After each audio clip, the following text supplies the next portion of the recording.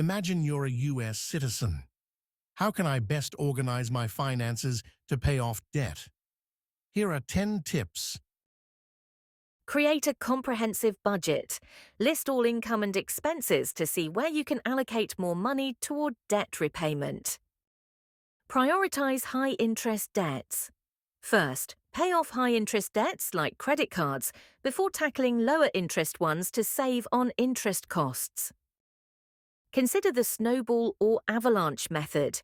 Use the debt snowball method by paying off smaller debts first, or the avalanche method by focusing on the highest interest debt. Cut unnecessary expenses. Identify areas to reduce spending such as dining out or subscriptions to free up more money for debt repayment. Set up automatic payments.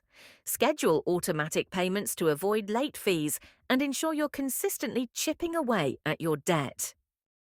Negotiate lower interest rates.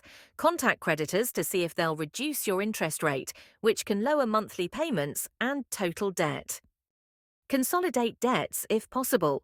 Look into debt consolidation options, like a personal loan, to combine debts and reduce the number of payments. Use extra income toward debt.